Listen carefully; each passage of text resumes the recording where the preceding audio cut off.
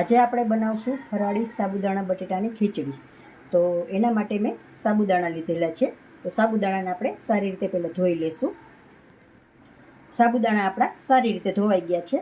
તો હવે પાણી એમાં બહુ એડ નથી કરવાનું, થોડું એવું જ આમ છટકોર મારવાનું છે. આપણે છૂટા છૂટા જ રાખવાના છે સાબુદાણા. હવે આપણે આને 10 મિનિટ માટે ઢાંકીને રાખી દઈશું.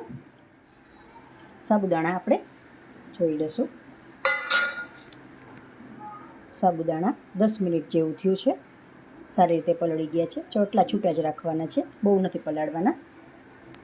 આમ જુઓ તો એકદમ મેશ થાય એવા છે, સારી રીતે પલળી ગયા છે. હવે આપણે બધું બટેટું ને ટમેટું ને આપણે કટ કરી લઈશું. કટ થઈ ગયું છે સારી રીતે બધું, બટેટું ને ટમેટું ને મરચું ને આવું ઝીણું ઝીણું જ બટેટું મેં કટ કર્યું છે. હવે આપણે વઘાર મારી લઈશું. વઘાર માટે આપણે 2 ચમચી જેટલું તેલ લીધેલું છે. તેલને આપણે સારી રીતે થવા દઈશું.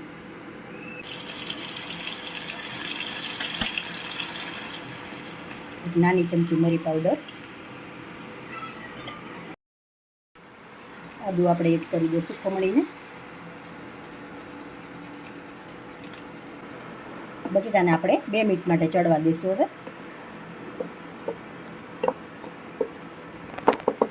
પાણી એડ નથી કરવાનું, આ રીતે જ ચડાવશું આપણે.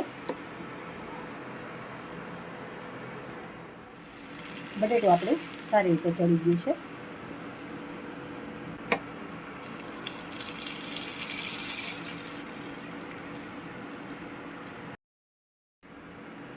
તૈયાર છે આપણા સાબુદાણા બટેટાની ખીચડી. હવે આપણે સર્વ કરી લઈશું. થોડા ધાણા એડ કરી દઈશું.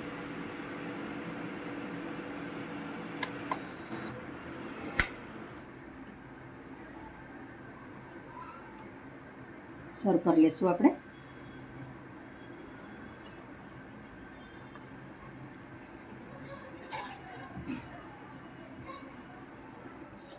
તો જો મિત્રો, તૈયાર છે આપણા સાબુદાણા બટેટાની ખીચડી.